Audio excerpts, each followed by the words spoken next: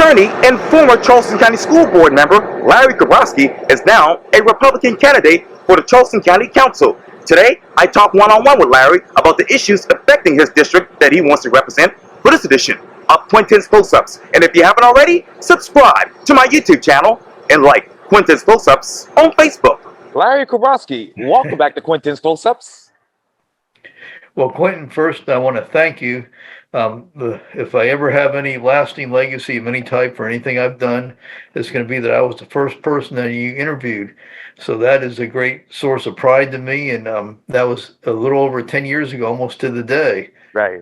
It gives an interesting perspective because I'm convinced, as I told you, many years from now, when people look back to try to understand Charleston, the people involved, who was in public service, what the issues were, and what really people thought is expressed, what they really think without posturing, you would be the person who's archived. So when people look back at this time many years from now, you may be the most famous or valuable source of what Charleston was like now for the last 10 years, and hopefully continuing for a long time. So thank you for that. Oh, you're welcome. And of course, you were my first interviewee back on May 24th, 2012, 10 years ago. I still don't know what I did to warrant that, but that's why I'm proud of that, because I consider it an honor. And it also, 10 years gives a person a perspective. A lot has happened. When we interviewed before, that was before I was chairman of the party, and so much from then till now, before COVID, before lots of things. Yes, sir. And speaking of now, obviously you are an attorney here in Charleston and have been for decades. You've actually lived here in the Tri-County area for many, many years. You actually live over here on Sullivan's Island.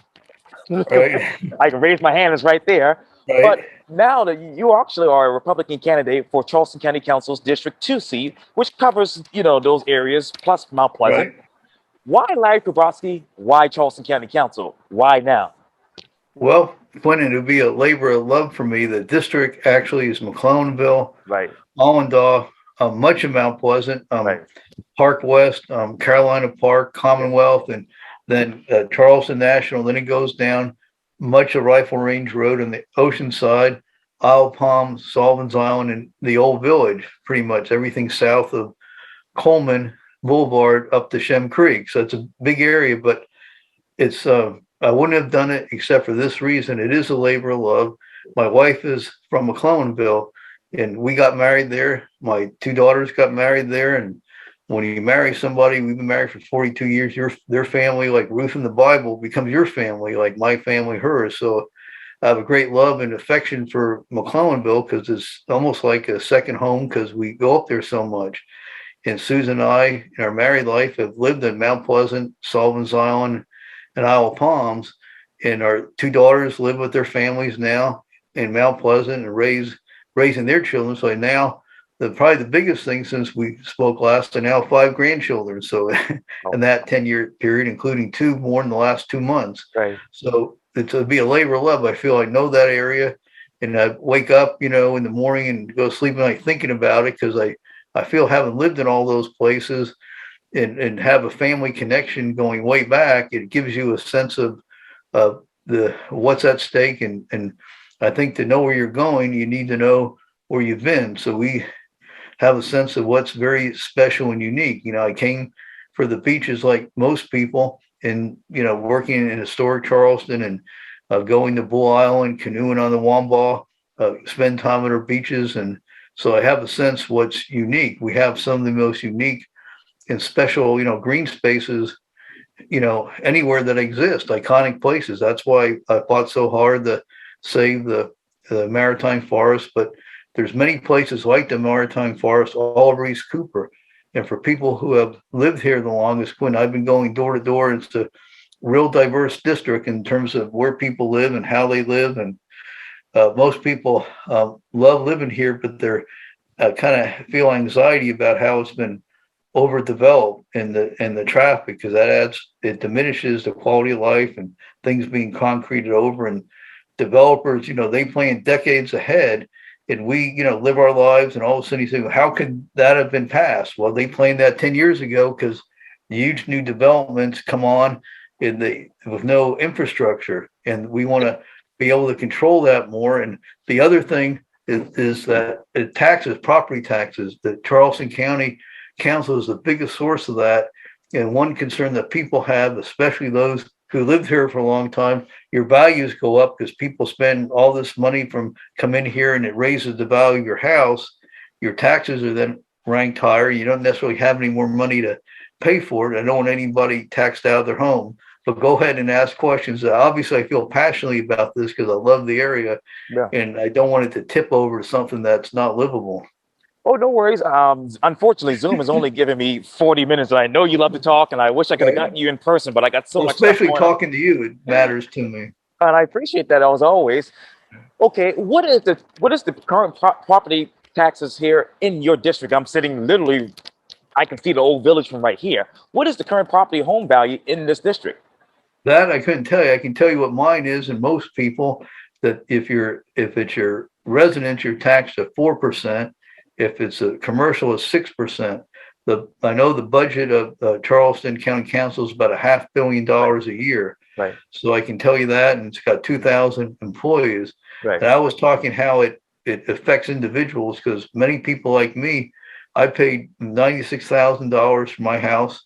And the fact that it's gone up so much in value doesn't mean that I or other people have more ability to pay it, but you're taxed higher because the value of your home, that's what they base it on. Right. And that goes up tremendously, as property values have gone up here. And I wouldn't take all the money in the world to move from where I am. And I know, it's the same way McClellanville, Mount Pleasant, Isle Palms. Right. It's, people that have been here love living here. Yes, sir. And I want to get back to that in just a second. Let me ask you, what are those new developments in your district, District 2, that have been developed without any infrastructure? Well, almost all of them, because if you look at 17, it was all developed and going up towards McClellanville. It hasn't really been widened the further north you go. And the danger is we'll become a megapolis and be like a generic place, like any other place in America. People move here for the uniqueness. And I feel the change that it's become more generic and like any other place, and it loses its specialness. And there's so many. You can go, what happened, the Rifle Range Road, Highway 41, right. Those are two.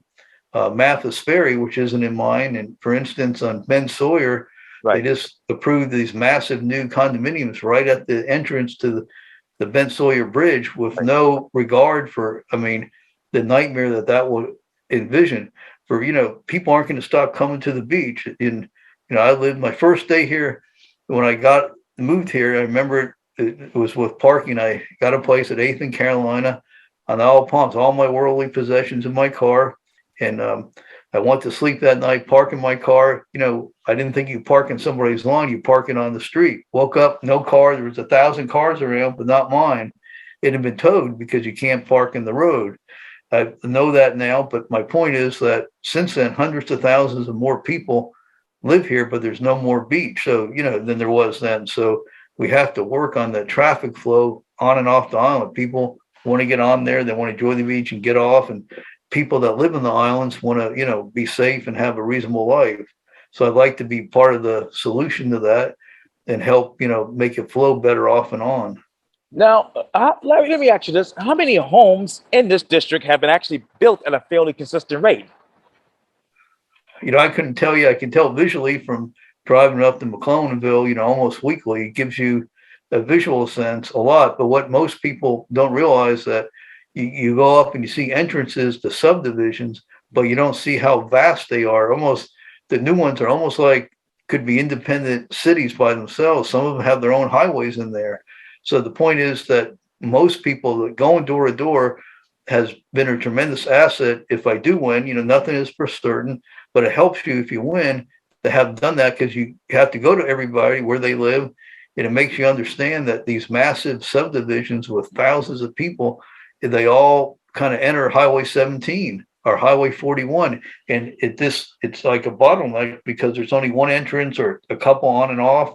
The roads are narrow there, and they have widened it, but not, it's almost like going to Atlanta now or suburban Atlanta. And the problem is if that's allowed to go unfettered all through Allendale to McClellanville, the backup on 17 is going to cause nightmarish traffic for people further south. on Highway 70 with existing projects, where people live. What are those existing projects in your district, District 2 right now? Well, I know that they're planning massive new ones in Allendale. So that's my first line of concern. I would look for ways to say, look, that maybe through zoning or density to kind of slow that down and see what I can do to, preserve green space. If the county has a conservation bank, to try to put green spaces off limits from development, and also try to get in there and plan, like think decades ahead, like the developers, because I'm sure they already have. There's some developers that have mapped out every inch from here to McClellanville with desires to build housing projects. Well, what can we do to not let that happen? Because I know most people woke up and saw the plans for those massive condominiums on Ben Sawyer close to where you are, and think, well, that can't happen. Who would let that? And it's because the decisions were made a long time ago that you can't change. So where are those decisions? What can we do to look ahead? The one thing that can protect some of that going further north is the Francis Marion National Forest. Right. That provides, so we have to strengthen those protections, wetlands protections, and try to keep, I think that when you need, as a conservative, a conservationist, you need to respect people's traditions and way of life and try not to change it irrevocably. And people love the fact that, Allendale is rural, and McClellanville is a small town, and Mount Pleasant's close to the beach and has its own charm, and the islands have a charm, although they've changed too a lot in my time, from being here. Now, what particular protection plan do you have in place right now? Well, my protection plan is very thing to seek out what plans are in development for the future going further north in 17. What can I do to work with existing zoning laws to put things off limits for development? What green spaces can we conserve and put easements on that they can't develop? I'll try to, what wetland protection do we need to, because as they build houses in all over Charleston County, they clear cut everything. And that creates a massive flooding problems because there's no place for the water to go. They clear cut things and then level everything. And then how does that affect not only flooding for the homes they're going to build, but spill off into our rivers and the marsh and the ocean for what we eat from the fish and drink and so forth. So you look to stop it that way. Now, how many easements do you need for your district right now? I'm sorry? How many easements do you need for your district, District 2 right now? I couldn't give you an exact number, Quinn, but all that I can get. I mean, these are things, I haven't been on county council, so I can't say exactly what I do, but I can say I would look for every way. Once I get on there, I would study it and see what I can do. Yes, sir. Now, Larry, let me ask you this. Okay, what existing law right now on the books for Charleston County do you actually endorse? Well, they have things about urban development, rural development, and I look for those things that first I would study it because, once I can't possibly know, I've never been on county council, so I don't know all the things, but I know what I'd look to find and study it just like anything else. And as you know, that I represent a lot of teachers in federal court who unfortunately are beaten and cursed by students. When I did that, I didn't have a clue how to do that. I knew there was a constitution that protected people from being beat or cursed because of who they are. And I studied that in the case law. I was able to come up with ways to protect and defend them. And I would use that same approach to the county council. For instance, on the state board, Quintin, I'm on there now, and it was my committee, I'm not the chairman of it, that reviewed the history textbooks for junior high and high school. And what I did, was my job to try to review those and see what, adopt them or not. Or I'm only one vote of 1 of 17. So what I did, I got all 50 books that were up for review. I took them all home, read them page by page, was able to go through them. And I was able to get 10 books not recommended, so aren't being used. And I'm proud of that. And because some of them had things that if I hadn't found them, that our students would see as history. And it's not, one was, I remember it was like there was an excerpt in there. This was an AP history book that, capitalism distributes things across society, goods and services unfairly, and communism and socialism distribute things more evenly and fairly across society, or more evenly. And I said, well, you can't have that as history because that's, not something I want my children thinking it is fact, and there was no context in that, no context about the millions of people who have been killed by Stalin or Mao and starved to death, and the benefits of who we are. There was nothing about in those books about the Judeo-Christian founding of America. And another thing that there was nothing about, maybe one sentence about D-Day, which was, 2 days ago. People would read those books and not have any sense that we live in the greatest country that's ever existed. So I'm proud that, and I would take that approach. I'd study it and look and delve. So there's things you don't know till you're there, but I think that that's the kind of same approach I would use, and I was successful at it. Yes, sir. And I'm running out of time here, Larry. But let me turn to 526. The cost of the 526 extension over Johns Island is now $2.5 billion. South Carolina Department of Transportation Secretary Christy Hall says the previous estimate for the extension is outdated, and a lot of things contributed to the new price tag for the project. What are the current market conditions for this particular project in your mind? Well, with anything, I mean, how would we come up with $2.5 billion? Because that would mean that first you have to address existing problems with our roads. And, $2.5 billion, I think, if I'm correct, that the total budget of Charleston County Council is like a $500 million.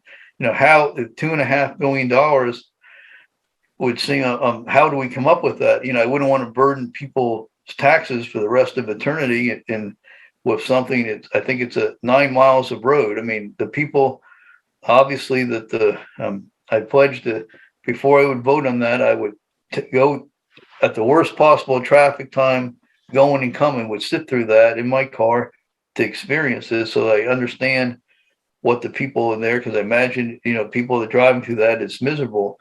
Counterbalance to that, Quintin, is the cost, $2.5 billion.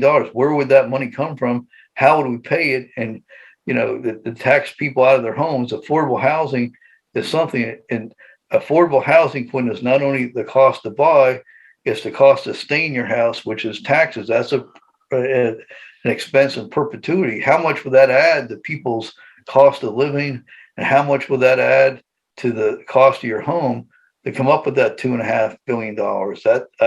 That's the first obstacle. Where do you come up with that? And second, what does that do to the existing areas there? Because once you build that, it also makes even, I know a lot of Johns Island now is unfortunately no longer the rural way it was, or James Island, but that doesn't mean it can't become much worse too. Now, so you have to. Yeah. And let me ask you this. I know there's a lot of construction going on in this district, but what are the current market conditions in construction overall in Charleston County?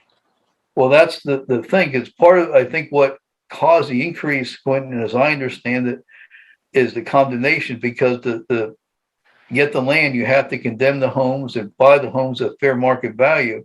And the longer it's taken, obviously the home values have skyrocketed. That's probably the biggest driver of the cost, of the increase in cost, as I understand it. Obviously, construction has gone up, but I think it's largely the amount of real estate that has to be condemned and paid for. And I don't know, that's only the $2.5 billion. By the time they would start work, could be $3 or $4 billion. And some things, I mean, where does that money come from?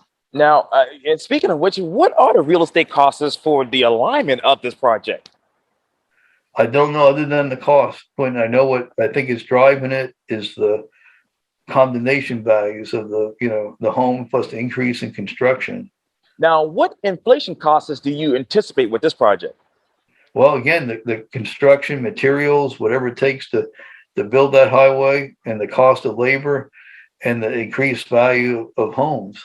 Because for every home that you condemn that have to take down to build this, you'd have to pay by law fair market value. And a lot of people are then going to say, well, I want more than what you're offering. So there's the legal costs would be astronomical too, because everybody that owns a property is going to want, understandably, the most that they want, and will fight like heck to get the most that they want, which they're entitled to do. Now, what preliminary work, Larry, do you expect before this project is actually shovel ready? Well, that's a good question, because I think that, do you want to, if it's not ultimately going to be done for $2.5 billion, it may cost $3 or $4 billion. Do you put more money into that may never be used, or do you put that money towards things that will make a difference now. Again, those are things, to be fair and honest, I'd have to research, just like I researched the books and go out there and look at it. And the reality is, I'm focused now running for this. I've been focused on the issues East Cooper. I don't know how much of a riding concern that is for East Cooper, so I plan to study, because if you're on county council, you represent everybody, but you're elected by East Cooper. So going door to door for a couple months now and driving, I know my district a lot, but to make it the analogy, and you remember, you were probably a student at the time. I remember how I learned when I was on Charleston County Council. I was good friends with Oliver Addison. He was the chairman, and I would go from him to school. He was a great man, and everybody loved him. And I would go to places with him. He would show me where he's from, and he would go with me to the different schools and look at them. That's how I would learn about schools that weren't my area, whether it was Edisto or Johns Island or Waterville. We would go there and tour the schools, and that's how you got a sense of I can't possibly know the needs of West Ashley as well as I do East Cooper. So my goal would be if I'm fortunate enough to be elected, which I hope I am, I would go and study and see and drive through it myself to learn about as much as I can. And that's how I would approach it, just like I did on the school board. Wisdom is knowing what you know and knowing what you don't know and trying to find out about what you don't know.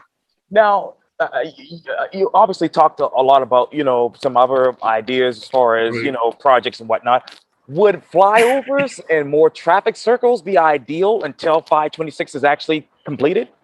All the above and anything. I mean, I look at all options that would alleviate people, because this, like I said, as I go around East Cooper, the main thing I hear is about the traffic congestion and how it lessens your quality of life. Those same things are, I'm sure, being experienced on West Ashley or Johns Island. Yeah. So anything in all the above, I would study, again, with the highway department and people who study that, and try to make my own decisions on that.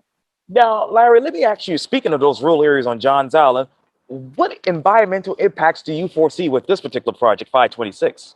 Well, my concerns on those lines, Quintin, would be, how does it irrevocably change the quality of life for people who have been there and been there for generations and value the rural quality of life? Because anytime you do massive projects like this, it's going to create shopping. Everywhere you do this, it's going to be more development, more concrete, less trees, less green space, and it will irrevocably cause more loss of what is the traditional way of life in Johns Island. Because I assume that people, are the same. Just like people love McClellanville and Allendale, I'm sure people that live in Johns Island and Guatemala live their land and way of life. This is the same. People are the same wherever they are. If you've been somewhere for generations and your family's been there, you treasure that and you want to protect it. And people are the same in that.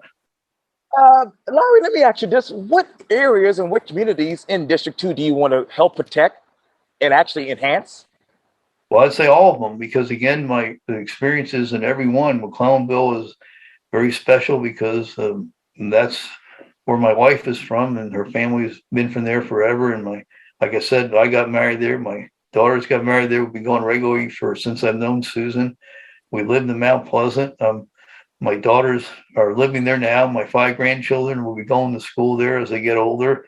And we lived on the island. So I would say all the above, what I would bring to the table, it's unique in the sense that I've lived it's a unique district that I feel is tailor-made for my life experiences and my sense of, because I see it as all East Cooper as a whole, because of that intimacy with all those 5 communities.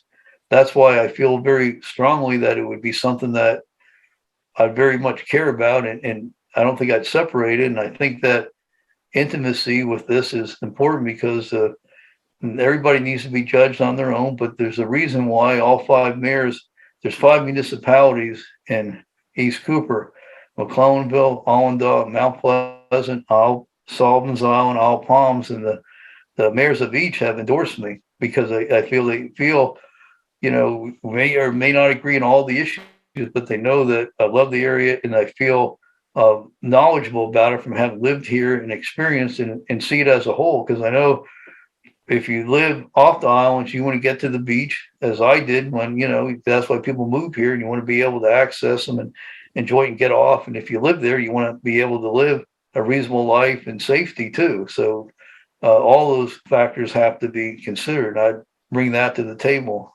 Now, what's more important for your district, Larry? Building new homes and commercial space, or rehabbing, expanding, and better utilizing the existing homes? I would say personally that, too much of something could also be bad. I think there's a time and place for everything. I would want to slow that development down very carefully and have smart development and not, lose our green spaces. And I think that the lesson we've learned is not to let the development get ahead of our infrastructure. That's the problem. The roads are not made for the development we have. So to add massive new developments when you have infrastructure that is not adequate already, this again, close to where you are with those condominiums being built, I mean, nobody could reasonably think that the existing roadways can handle that in a way that's not going to make life more miserable for everybody. So I think we have to use common sense and try to make infrastructure there first and then development, and not developers come and do what they do, and who knows where they go to. They in the night just go somewhere else and leave us with the problems of, the overcapacity. Well, Larry, let me ask you this. What incentives do you want the developers to bring into District 2?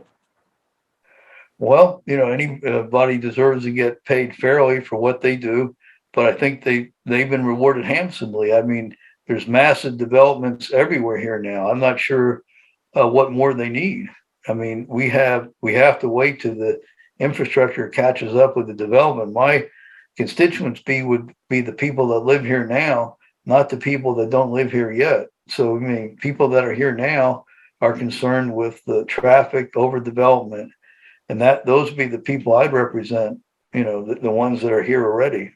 Now, in November 2016, Charleston County approved the second half-cent sales tax and another round of transportation sales tax projects, along with the millions for green space and mass transit. Right. What will actually result in an additional $2.1 billion, if I'm not mistaken, for these projects at the end of 25 years. Over the past few years, Larry, what transportation projects have actually been accomplished in your district? Well, I've seen a lot. I mean, you have Highway 17 there's been, they give you the span in one lifetime. My wife grew up on the general store outside McClellanville on Highway 17, and there might have been 2 cars passing a day. So I remember, and with Susan's father, when he was a young man, it took 4 days to get to Charleston and back because there were no bridges and you took ferries. So that gives you the over one lifetime from that till now is incredible. So I think that they've done a good job of increasing Highway 17, expanding. And of course, what that's done, it's made it more like living in Atlanta than Charleston. And so there's a price for that. I mean, because of the massive overdevelopment, it's caused massive road enhancement, which makes it in some ways less livable to catch up with it. It's like living in suburban Atlanta than what most of us treasure about Mount Pleasant. What? So the catch up, it causes change. And it again, if you go down 17, most people, if you don't live in a new subdivision, then you just see an entrance, but you go in, there's highways within highways. And of course, the people who live there want the same as everybody else. They want to be able to get around and live a good life and be able to access things in the rest of Mount Pleasant. And that's the point, that we have to get infrastructure to catch up with what we have. So I think you always kind of take care of what you have first before you start doing new things. But from 4 years ago to right now, Larry, what is the biggest transportation project in your district? Well, I think the biggest need would be, there's Highway 41, which, for instance, on that, during Hugo, I remember meeting my father-in-law who met us from McClellanville on Highway 41. And that was a rural road there. I remember stopping on the side of the road, kind of everybody meeting up and deciding what to do. And it was being a rural community. Now that's like very intensely developed and, thousands of people. So the first thing is safety. How do we evacuate? Because there will be another hurricane at some point that will cause massive evacuations. That's going to make us have to, how do we get off? And so I think that we have to look at that. That is now a major, thoroughfare. Also, 526 has been done, East Cooper, which did help a lot to get around. So that's the 526 and East Cooper and the enhancement of widening of Highway 17. What else? Where else in this district do you want enhancements and widening? Well, again, I want to preserve our green areas. That would be, I consider that an enhancement, because once those are lost in concrete, they're gone for good. And I think that the priority I would have and bring to the table is trying to preserve the special nature of what we have. We have some of the most iconic places in the world, went from Bull Island to Cape Romaine, and Francis Marion Forest, the beaches, and very proud of what I did to protect the forest in Sullivan's Island. And I mentioned McClellanville. My father-in-law planted those trees on Pinckney Street in the main street in McClellanville when he was a young man. Not the deerhead oak, which is ancient, but the other ones, which, so you do things now that you may not necessarily enjoy in your lifetime. And I want it to be a place that my grandchildren and their grandchildren could still live and want to live and feel the special connection that I do in my family. So, and that takes planning and preservation and for the future, not just let things unfold at random with development amok, because it could be where else in the world or in America, you go to McClellanville, you still have the old Kings Highway and the Francis Marion Forest, which looks exactly like it would have been when George Washington was on that. And then you have that, and you have, modern development in Mount Pleasant and Charleston. That's unique to have all that. So I think that's to be treasured and not just, taken care of, not let this go by the wayside. Now, what future transportation projects are in place right now? Well, the future one, they have to resolve what we're going to do with Highway 41. I mean, which it makes life miserable for many people, because it was built for when there was no development there, and and there's massive development there now. So that, and still 17, to make sure that I think that we have to slow down the plane development in Allendale, because that's the Highway 17 problem, because it's not just the increased traffic that's going to be in Allendale, that's going to be backed up and cause traffic nightmares. If we allow thousands and thousands of new homes to be built in Allendale and that unfolds, it's going to make life much more miserable for everybody in Mount Pleasant. And that's something I think you think ahead, not just let that happen. What ways can we stop it so life isn't made miserable for everybody? If people think it's bad now, it's going to be that on steroids if all that new development comes in. Yeah, I got 2 minutes left, unfortunately, Larry. But let me ask you, what current private and public partnerships would you be in favor for as far as expanding infrastructure in this district? Well, I can say that there's a big thing with conservation easements. There's the private conservation. I forget all the names of them, but they buy land and put it off development. I wouldn't like in the southern part of the county, they've done a great job for that, of putting land off development, just giving easements to that. I think that I would try to enhance that in any way I can. If we can keep spaces as green spaces, it would keep it from being developed, and that would make it off limit. I think I looked at enhance public-private partnerships in that, where people can do that. I think that would increase the quality of life for everybody. I have less than a minute, but how would you work with the South Carolina Department of Transportation and Charleston County to ensure that all residents of South Carolina, not just island residents, have the same rights and privileges of parking along state-owned right-of-ways in our beach communities? Well, that's something I'm painfully aware of. I ride my bike all over the island and Isle of Palms, and I noticed even on the which I never saw before in my life, even the interior streets in Isle of Palms, like Waterway, Cameron, and Hartnett, are backed up and at a standstill, or people racing through them. People want to get on and off. I would like to do, because again, to do what I can to enhance that flow on and off. I would try to look at the model of Carolina football games, that people can get on and off. 100,000 people. I try to get all the resources of the county and local governments, the police departments, to treat it like an event, because it is an event. I mean, for weekends and during the summer, it's like an event with countless thousands of people wanting to get off and on. It ought to be treated the same way as they treat football games, and get everybody involved to try to enhance with the police departments of all three, the county and the different municipalities, because it's a safety issue for the islands, it's a safety issue for Mount Pleasant, and it's an enjoyment issue for everybody. So use all that resources together to enhance it for everybody. And I would try to be a conduit for that.